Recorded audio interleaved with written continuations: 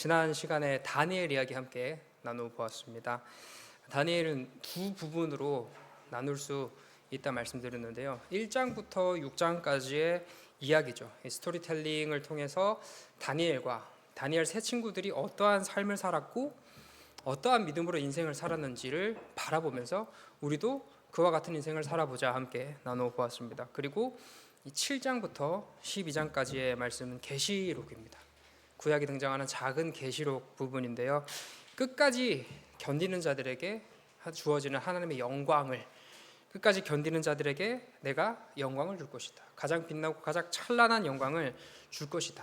그리고 이 영광을 누리게 될 자들이 누구냐 했을 때 1장부터 6장까지의 삶을 끝까지 견디면서 살아온 자들에게 하나님 빛나는 영광 주시겠다라는 다니엘의 메시지였습니다. 세 가지 이 메시지를 통해서 함께 나눠보았습니다. 첫 번째는 연약해 보이는 발버둥이라도입니다. 아주 작아 보이죠. 제가 길진 않지만 지금까지 이제 목회를 하면서 많은 분들을 만나봤는데 이제 사역을 할 때 이런 분들이 있어요. 저는 믿음이 작아서 그건 못하겠습니다. 저는 그 정도 믿음이 안 됩니다. 이런 말씀을 하시는 마음은 어떤 마음인지 알겠는데요. 제가 그 다음에 그렇게 그분들 앞에 그렇게 말씀드리지 못했지만 제 마음은 그 마음 속에서도 할 수 있는 본인의 최선이라는 게 저는 있다라고 생각을 합니다. 그렇게 선뜻 내딛지 못하는 마음 저도 충분히 이해합니다. 저도 그랬고요. 앞으로도 저에게 어떤 인생에서 어떤 선택이 펼쳐질지 저도 남들처럼 그 담대한 믿음의 선택을 내리지 못할 수도 있겠습니다만 지금 내가 내릴 수 있는 가장 최선의 것, 내 마음이 불안과 두려움에 떨지라도 내가 할 수 있는 최선의 발버둥으로 주님 앞에 나아가는 게 쌓이고 쌓일 때 우리는 다음에 더 크고 넓은 걸음을 내디딜 수 있지 않을까 생각이 됩니다. 그 이야기가 이 다니엘 초반부에 등장하는 이야기입니다. 아주 작아 보이죠.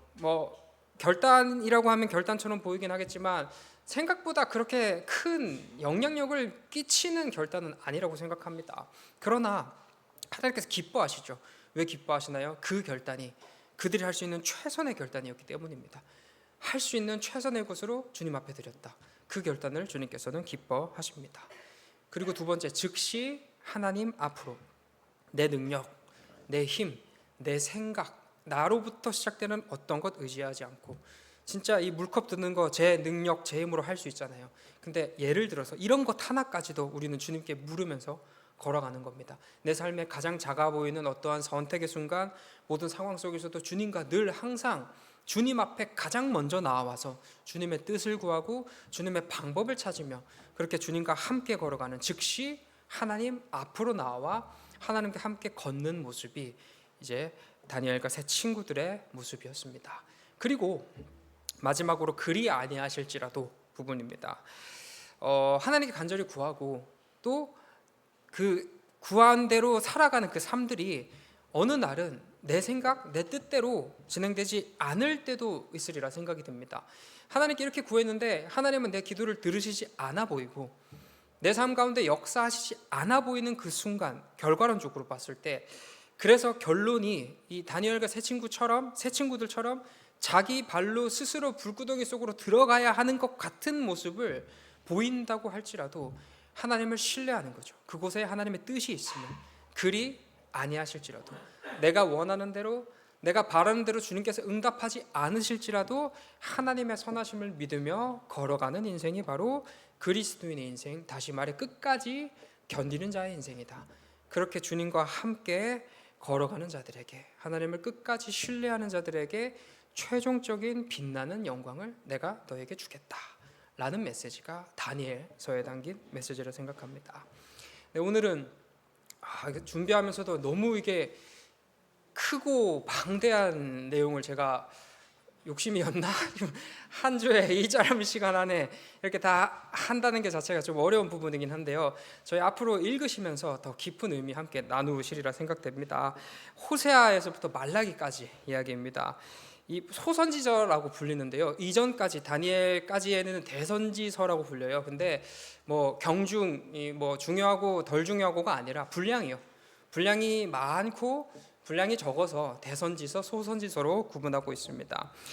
이 각각의 특징을 지닌 소선지서들을 묶으면요, 호세아부터 미가까지의 내용을 대략적으로 언약을 거부하고 부정하는 죄에 대한 이야기다로 함께 구분할 수 있습니다. 우주적인 죄입니다.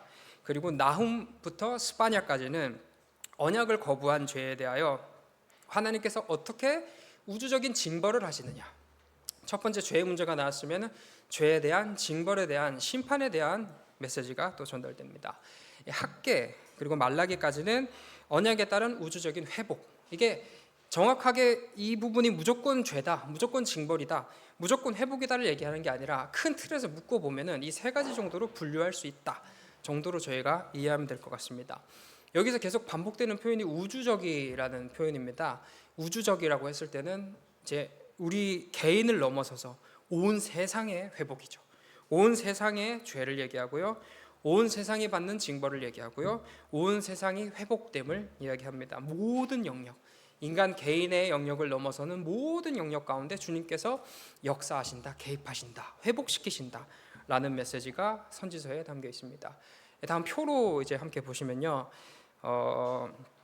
내용만 함께 나누어 볼게요. 표의 이 시기 대상은 이제 저희가 보시면서 넘어가면 될 것 같고요. 호세아서입니다. 호세아서는 이제 결혼 관계를 통해서 하나님이 이스라엘과 하나님과의 관계성을 묘사해 주세요. 그 결혼 관계를 통해서 이 결혼이라는 언약을 계속해서 파기하는 행위들이 등장합니다. 그 모습이 이스라엘이 마치 언약을 이스라엘 쪽에서 깨트리는 모습이다. 언약적 사랑으로 주님께서 그 깊은 사랑을 부어주시지만 끊임없이 배반하고 배신하는 쪽은 하나님 쪽이 아닙니다. 하나님은 여전히 신실하게 그들을 향해 사랑을 펼쳐주시지만 끊임없이 배신하는 이스라엘의 모습을 그려내고 있습니다. 그리고 그들을 향한 심판 그리고 회복의 메시지가 전해집니다. 북이스라엘을 대상으로 하고 있습니다. 요엘 선지자는 남유다를 향한 메시지를 던진 선지자였습니다. 이 요엘서를 읽으면 메뚜기 제약이라는 게 등장하는데요. 여호와의 날을 의미합니다. 이 여호와의 날, 종말론적인 최종적인 심판과 그다음에 회복의 부분에 있어서 성령께서 강림하셔서 또 모든 것을 이루실 그 메시지가 요엘서에 담겨 있습니다. 아모스 선지자 북이스라엘을 향해 외쳤던 선지자입니다. 그가 강조했던 것은요, 정의와 공의의 메시지를 강조했습니다. 그리고 당시에 부패하였던 종교적 지도자들, 종교의 어떤 위선적인 행위를 고발하는 메시지를 아모스 선지자 전달하고 있습니다. 오바댜는 이제 유다 멸망 직후예요. 유다가 바벨론에 의해서 멸망할 직후에 누구를 향해서 메시지를 전하냐면 에돔을 향해서 메시지를 전합니다. 에돔이 에서의 후손이잖아요. 이스라엘하고 친인척 관계에 놓인 나라예요. 어쩌면 가장 가까울 수 있는 나라라고 하는데 그 나라가 도와주지는 못할 망정 그 이제 멸망하는 이스라엘을 침략하고 공격하고 포악한 짓을 하는 거예요. 그 에돔을 향한 메시지를 전달합니다. 너희 그렇게 살면 안 된다. 그렇게 포악하게 살면 안 된다. 그러 너희에게 심판이 있을 것이다. 그리고 나는 이 언약 백성을 보존할 것이다. 너희들이 그렇게 포악하게 하였을지라도 나는 너희 편에 서는 게 아니라 나는 이스라엘 편에 서겠다라는 하나님의 메시지가 오바댜를 통해서 전달되고 있습니다. 그리고 좀 여러분 익숙하신 요나 이야기입니다. 요나는 이제 아수르, 니느웨죠. 니느웨를 향한 메시지가 요나서를 통해서 선포되는데요. 이때의 메시지는요, 조금은 기존까지의 메시지와 좀 다른 것 같아요.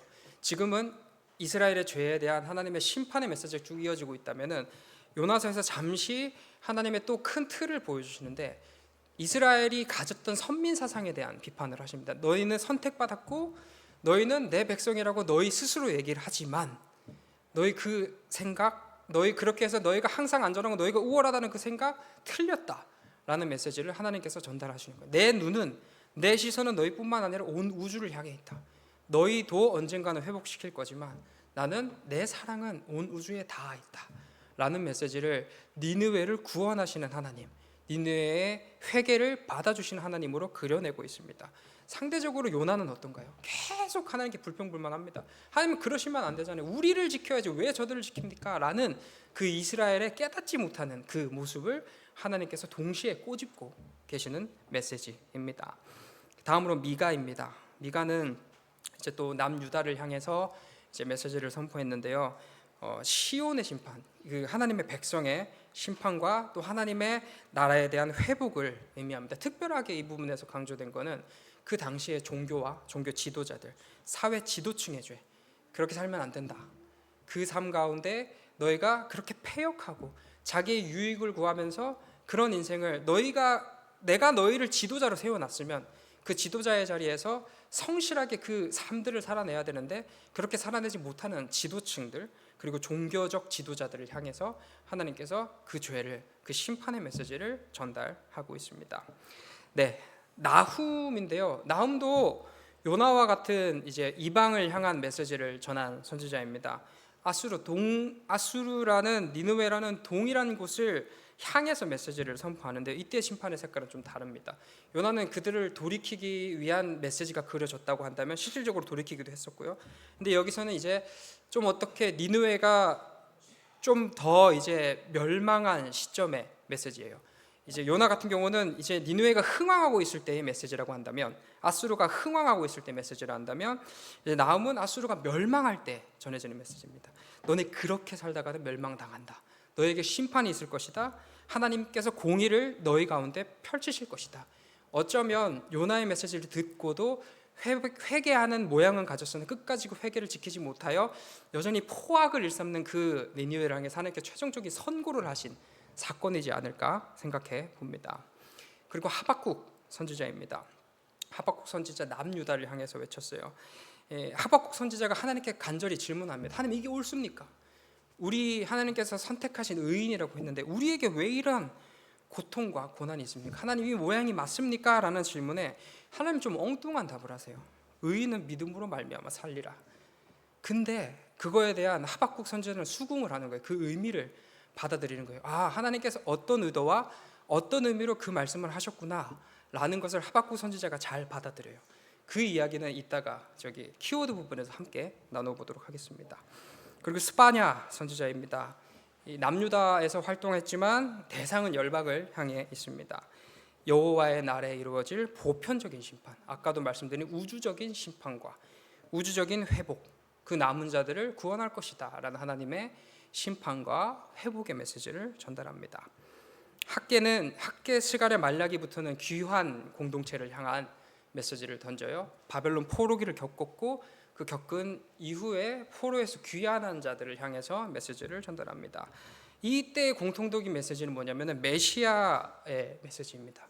메시아로 인한 성취, 메시아로 인해 완성될 구원과 회복, 그리고 여호와의 날, 그날이 메시아가 이루실 구원의 날이다 라는 가장 최종적인 부분에서, 끝부분이죠. 끝부분에서 계속 최종적인 구원과 최종적인 회복을 외치는 거예요. 지금까지 아까의 구분처럼 이제 너희들이 잘못했다, 너희들이 이런 심판을 받을 것이다 해서 하나님께서 멈추시지 않으시고 그런 너희에게도 반드시 회복이 있을 것이다. 내가 너희를 여전히 사랑하기 때문이다. 나의 약속은 여전히 신실해서 나는 약속한 메시아를 너희에게 보낼 것이고 그 메시아가 반드시 구원을 이룰 것이다 라는 희망의 메시지로 소선지서가 종결이 됩니다. 이게 모든 게 논리적 순서대로 착착착착 넘어가는 건 아니지만 이제 이번 달 끝으로 이제 소선지서가 끝나고요. 10월부터 복음서 이제 성경 읽기 순서가 들어갈 텐데 앞으로 남은 기간 이 소선지서 읽으시면서 각 권마다 어떠한 특징을 가지고 있는지 그리고 특징이 어떤 메시지를 담고 있는지 깊이 묵상하시면서 회복되시는 여러분 되길 소망합니다. 끝나지 않았습니다. 네, 복음과의 연결성 부분에 있어서는요. 대부분의 회복의 메시지는 끝에 뭘로 귀결이 되냐면 메시아로. 이제 구약의 끝자락이잖아요. 곧 누가 오시겠어요? 그리스도께서 오시잖아요. 하나님의 시간 속에서는 이제 얼마 남지 않은 거예요. 우리야 역사가 지난 다음에 그 시점을 바라봤을 때 몇백 년 후겠구나라는 걸 알 수 있지만 그 당시의 사람들은 사실은 몰랐던 거예요. 몇백 년 후에 그리스도께서 오실지는 몰랐고 몇천 년 전부터 오실 메시아에 대한 강조와 언약이 계속 있었지만 이제 하나님께서 진짜 임박했다라는 메시지를 그때 계속 부어주시는 거예요. 그 메시지가 어디로 이어집니까? 그리스도의 오심으로 이어집니다. 그리고 오셔서 이루신 모든 사건으로 지금 우리가 누리고 있는 구원이라는 것이 발생했다는 거죠. 그 메시지가 어디 담겨 있냐면 소선지서 그 끝부분에 깊게 담겨 있습니다. 이 키워드는 제가 올바른 회개 또 진정한 부흥이라는 이제 소선지서 발음이 계속 안 되네요. 소선지서 전체를 다루려면요 사실 시간이 없을 것 같아서 두 성경만 다뤘습니다. 호세아하고 하박국 두 선지자의 메시지를 통해서 의미를 한번 연결 지어봤습니다. 호세아 6장은 이렇게 고백해요. 오라 우리가 여호와께로 돌아가자. 그가 우리를 치셨으나 도로 회복시키실 것이고 우리는 그 앞에 살게 될 것이다. 그러므로 여호와를 알자. 힘써 알자. 그가 나타나 우리에게 임하시리라.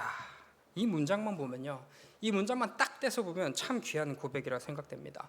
그리고 이 문장을 긍정적으로 해석하는 부분이 저도 충분히 가능하다 생각하는데요, 반면에 조금 이 문장에 대한 부정적인 해석도 존재를 합니다. 저는 오늘 그 부분에 대해서 함께 나누어 보자고 하는데요, 이제 5장, 6장, 7장부터 이어지는 이 문맥을 살펴보면요, 이 회개가 저는 개인적으로 불성실한 회개라고 생각이 듭니다.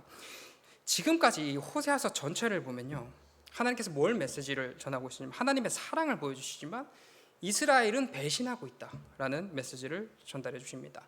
그리고 동일한 6장 끝자락에서 무슨 말씀을 하시냐면 가증하고 음행하고 더러운 이스라엘아라고 말씀하십니다. 호세아서에서 하나님의 시선은요, 이 이스라엘을 향한 하나님의 시선은 그리 곱지 않으시다라는 것을 발견할 수 있습니다. 왜 곱지 않으실까요? 그들의 회개가 불성실하였기 때문입니다. 그들의 삶이 하나님 보시기에 만족스럽지 못했기 때문입니다. 그들은 6장에서처럼 외치지요. 힘써 여호와를 알자. 그게 여호와께 돌아가는 길이고 그러면 반드시 그가 우리를 회복시킬 것이다 라고 말합니다. 맞습니다. 그런데요, 그들이 여호와를 아는 것이라고 외치는 것과 하나님께서 말씀하시는 하나님을 아는 것에는 심각한 차이가 있었습니다. 이스라엘 백성들이 여호와를 안다라고 했을 때는요, 율법과 제사라는 형식을 갖추는 거예요. 조금 더 정확하게는 형식만 갖추는 것을 가리켜 나는 여호와를 아는 것이다 라고 외치고 있는 겁니다.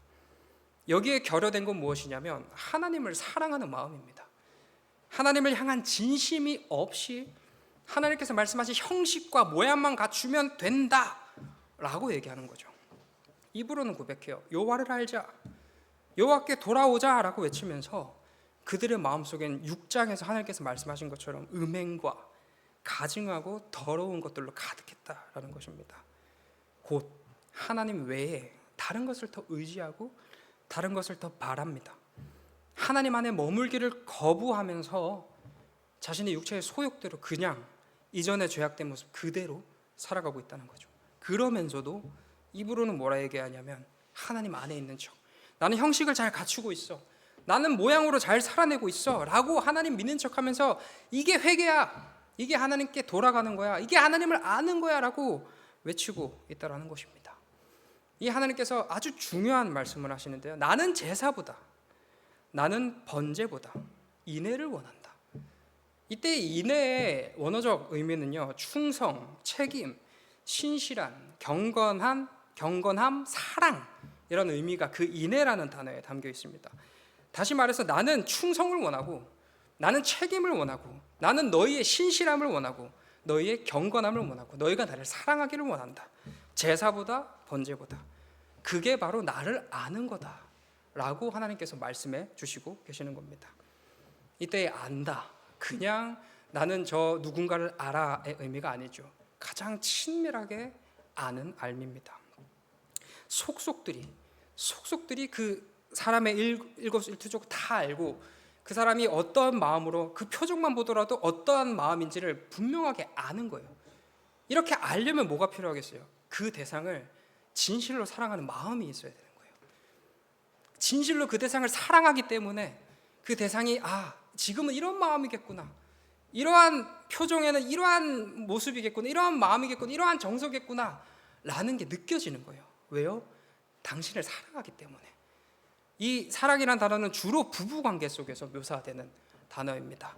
이 사랑, 이 부부관계의 가장 친밀하고도 가장 밀접한 부분의 사랑이 누구와 우리 사이에 있어야 되냐면 하나님과 우리 사이에 있어야 된다. 그렇게 사랑하는 게 나를 아는 거다라는 것을 주님께서 말씀하여 주십니다. 그런데 이스라엘 백성들에게는 이 알미 없었어요. 다시 말해 하나님을 사랑하는 마음이 없었던 것입니다. 그저 율법과 제사라는 형식만 갖추고 나는 할 도리 다 했다, 나는 회개했다라고 말하고 있는 것입니다. 무슨 회개입니까? 이건 도리어 화만 불러일으키는 회개입니다. 하나님을 만홀히 여기는 회개가 여호와께 돌아가자라고 외쳤던 회개인 것입니다.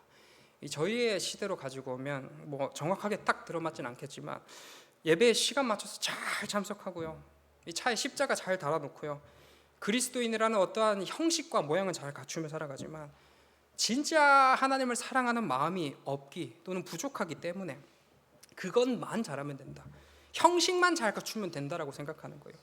하나님께서 요구하시는 인내죠. 그리스도인다운 삶과 헌신과 수고와 손해와 그 모든 것들, 그리스도인으로서 내가 이제 포기해야 될 것들을 하나도 포기하지 않은 채 나는 형식만 갖추면 하나님 눈에 딱 맞는 사람이야, 그게 하나님을 아는 거야, 난 하나님을 잘 알고 있어, 그거면 된다라고 생각하는 게 힘써 여호와를 알자라고 외쳤던 그들의 생각이 오늘날 우리들의 생각일 수도 있겠습니다. 이런 이스라엘에게, 이런 오늘날의 사람들에게 하나님께서 진정 바라시는 회개는 무엇이냐면 하나님을 사랑하는 마음으로, 하나님의 마음을 진짜 알고자 하는 마음으로 주님 앞에 나오는 회개입니다. 우리가 하나님의 마음을 알 때, 우리가 하나님의 진심을 알 때 우리들의 삶에 자연스럽게 나타나는 것은 무엇이냐면 부정적인 행동을 점점 멈춘다라는 겁니다. 죄는 누구나 지을 수 있죠. 죄는 누구나 지을 수 있는데 내가 사랑하는 그 대상이 그걸 너무나도 싫어합니다. 근데 할 수 있겠죠. 할 수 있는데 점점 더 그 죄가 불편해지는 거예요. 왜요? 내가 사랑하는 하나님께서 불편하시는 게 내가 느껴지니까. 내가 그토록 소중하게 생각하는 그 하나님이 나의 죄를 불편해하시네 라는 감정이 우리 삶에 계속 느껴진다면 우리가 하나님 향한 뜨거운 마음이 자라면 자랄수록 죄가 더 불편해진다라는 것입니다. 그게 하나님을 아는 것이야 라고 주님께서 말씀하시고 있는 것입니다. 이에 내 눈에 좋아 보이는 것에 따라서 이리저리 흔들려서 여기에 붙었다 저기에 붙었다 하는 인생이 아니라 그렇게 우상숭배죠. 우상숭배하며 내 안에 여러 신을 두는 인생이 아니라 그렇게 나는 이 여러 신을 두고 있으면서도 형식만 갖추면 돼. 나는 교회 예배 잘 나오고 차에 십자가도 잘 걸어놓고 있어. 나는 그리스도인이야 라고 남 앞에 얘기할 수 있어 라는 그런 형식으로 하나님을 안다라고 외치는 것이 아니라 그렇게 스스로 만족하며 넘어가는 인생이 아니라 우리 모두 잘 아시는 대로 하나님을 굳게 신뢰함으로 삶의 어떤 모양, 삶의 어떤 처지 가운데에서도 하나님의 뜻을 내 삶 가운데 살아내려고 애쓰는 게 바로 하나님을 아는 회개이다 라고 이제 호세아 선지서는 외치고 있는 것입니다. 그리고 그 아는 게 뭐냐면 하박국 선지자가 말하는 부흥이라는 거죠. 부흥은 다른 곳에 있는 게 아니라 그렇게 호세아 선지자가 말하는 그 회복된 인생이 바로 부흥이다 라고 하박국 선지자가 외치고 있습니다. 이스라엘 백성들은 그릇된 부흥을 꿈꿨습니다. 이스라엘이 흥왕하는 거죠. 다시 아수르 이 바벨론과 같이 그들에게 피해를 입었어요. 전 세계를 호령하는 자들에게 피해를 입었으니 나도 이제 다시 회복되어서 다윗의 때처럼 솔로몬의 때처럼 그 누구도 우리를 건들 수 없는 그런 나라의 주민이 되고 싶다. 우리나라가 그런 나라가 되기를 원한다. 우리도 그런 패권을 잡아보고 싶다라는 부흥을 꿈꾼 것입니다. 우리말로 표현하면 성공하고 싶다. 이죠. 부유해지고 강한 권력을 쥐며 명예로운 인생을 살아가는 것입니다. 그것이 이스라엘의 목표였습니다. 그리고 하나님은 뭐였냐면 그 부흥을 이룰 도구로서 존재하셨습니다. 정확하게 말씀드리면 그들의 신은 부흥이었지 하나님이 아니었던 것입니다. 이에 부흥을 위해서 자기들이 잘 먹고 잘 사는 것을 위하여 그들을 인도하신 하나님을 버리게 됩니다. 잘 먹고 잘 살기 위해 내 마음대로 하고 내가 하고 싶은 대로 하며 그렇게 내 마음대로 모든 것을 누리기 위해서, 다시 말해 그 부흥을 누리기 위해서 창세전부터 그들을 사랑하신 하나님을 떠나서 이방신들을 따라 패역하고 가증스러운 삶을 이스라엘 백성들은 살아갔습니다. 그리고 그렇게 이 부흥을 위해서 거짓된 회개를 하죠. 하나님만 알면 된다. 호세아에서처럼 말입니다. 모양만 잘 갖추면 된다. 그럼 하나님께서 기뻐하실 거다. 왜냐하면 그렇게 하면 하나님도 내 거고 저 바알도 내 거고 아세라도 내 거기 때문에 그렇게 되면 우리는 모든 것을 많이 누릴 수 있는 부흥을 모든 신들을 통해서 누릴 수 있을 것이라고 그들은 생각한 것입니다. 왜요? 여전히 마음은 하나님께 있는 게 아니라 성공에 있기 때문입니다. 내가 잘 먹고 잘 사는 그 부흥에 있기 때문이에요. 그래서 하나님 찾는 척합니다. 하나님 진실로 예배하는 척합니다. 왜요? 부흥하려고요. 하나님을 도구로 생각하면서 쓰면 뱉고 달면 삼키고 있는 이스라엘이었습니다. 이에 하나님께서는 이 하박국 선지자를 통해서 진정한 부흥이 무엇인지를 알려주시는 거죠. 진정한 부흥이 무엇입니까? 진정한 회복입니다. 삶의 형편, 삶의 모양에 따라 여기 붙었다 저기 붙었다 하며 어떻게든 최선을 다해서 내 유익을 쫓아서 내 만족을 쫓아서 쫓아다니는 인생이 아니라 하나님을 굳게 신뢰함으로 비록 내 삶의 모양이 어떠하든지 오직 하나님 안에 머물러서 하나님과 동행하는 인생이죠. 그렇게 하나님과 함께 걷고 하나님과 함께 멈추면서 온전히 우리들의 삶이 하나님으로 가득한 인생이 진정한 부흥을 경험하는 인생이고, 그게 바로 진정한 회복된 인생인 것입니다. 그 모든 것이 회복이 되어서 하나님으로 만족하는 인생으로 변화되죠. 그게 바로 부흥이라는 것을 하박국 선지자는 외치고 있습니다. 그렇게 회복된 인생, 그렇게 부흥한 인생은 어떤 인생을 살아갈까요? 어떠한 삶을 살아가게 되는 겁니까? 하박국 선지자의 고백입니다. 비록 무화과 나무가 무성하지 못하며 포도나무에 열매가 없으며 감람나무에 소출이 없으며 밭에 먹을 것이 없으며 우리의 양이 없으며 외양간에 소가 없을지라도, 중요한 고백이죠. 나는 여호와로 말미암아 즐거워하며 나의 구원의 하나님으로 말미암아 나는 기뻐하리로다. 이 모습이 회복된 자의 모습이고, 이 모습이 부흥을 누리는 자의 삶인 것입니다. 다른 거 이거 없고 그게 중요한 게 아니라 그저 여호와로 말미암아 하나님이 나와 함께 하시기에 내가 하나님 안에 있기에 즐거워하며 나를 구원하신 그 구원의 감격을 깊이 누리면서 그것으로 말미암아 즐거워하고 기뻐하는 인생. 다르게 얘기하면요, 아까 계속 반복적으로 말씀드렸지만 삶의 모양에 따라 내 삶이 이런 모양일 땐 여기 붙었고 저런 모양일 땐 저기 붙어 이렇게 흔들리며 넘어지는 인생이 아니라 하나님을 굳게 신뢰하는 거예요. 하나님을 굳게 신뢰함으로써 다른 무엇으로 채워지는 인생이 아니라 하나님이면 충분한 인생이 바로 이 소선지자에서 외치고 있는 바르게 회복된 인생이자 진정한 부흥을 경험하는 인생이라 생각합니다. 무화과 나무가 풍성하든지 그렇지 않든지, 포도나무에 열매가 있든지 없든지, 감람나무에 소출이 있든지 없든지, 밭에 먹을 게 있든지 없든지, 우리 안에 양과 외양간에 소가 있든지 없든지, 나는 여호와로 말미암아 즐거워하며 나를 구원하신 하나님을 기뻐하는 인생. 이 인생이 바로 올바른 회개를 통해 바르게 회복되어서 진정한 부흥을 경험하는 인생이라고 소선지자는 외치고 있습니다. 사랑하는 성도 여러분, 호세아 선지자는 외칩니다. 형식적인 회개가 아니다. 진정 하나님을 아는 것, 참으로 하나님을 사랑하는 게 너희가 해야 할 진정한 회개이다 라고 말입니다. 또 하박국 선지자는 외칩니다. 진정한 부흥은 그렇게 하나님을 너희가 진실함으로 사랑함으로써 삶의 어떤 모양이 너희 가운데 펼쳐진다 할지라도, 너희가 가난하나 너희가 부유하나 너희가 강하나 너희가 약하나 그 어떤 삶의 모양으로 하나님을 믿는 모양이 변하는 것이 아니라 언제나 어떤 상황 속에서도 하나님으로 말미암아 즐거워하며 나를 구원하신 하나님을 참으로 기뻐하는 인생이 부흥이다. 너희가 꿈꿔야 될 부흥이다. 너희가 잘 먹고 잘 사는 그 부흥이 아니라 이렇게 진지하게 회복되는 게 바로 너희가 꿈꿔야 될 부흥이다라고 하박국 선지서는 외치고 있습니다. 우리 모두 이 두 선지자의 외침처럼 올바른 회개를 통해서 진정한 회복, 진정한 부흥을 누림으로써 우리 삶 가운데 세상과 나는 간 곳 없고 구속한 주만 누리는 그 귀한 인생 살아가는 우리 모두 되시길 소망합니다. 기도하겠습니다. 사랑하는 하나님 아버지, 우리들의 삶 가운데는 이스라엘과 같은 모습들이 너무나도 많습니다. 내 이익에 따라 눈앞의 욕심에 따라서 하나님 외에 다른 것을 더 의지하고 더 쫓으며 살아가는 우리들의 인생을 주님 용서해 주시옵소서. 우리들의 삶 가운데 하나님만 밝게 빛나게 하여 주시옵소서. 내가 원하고 바라는 것들이 누려지지 않더라도 혹은 많이 누려진다 하더라도 그 어떠한 상황에서든지 하나님만 답인 인생 살아갈 수 있게 우리들의 마음과 생각을 부디 지켜 주시옵소서. 흔들리는 우리들의 삶 가운데 주님의 개입하심을 간절히 원합니다.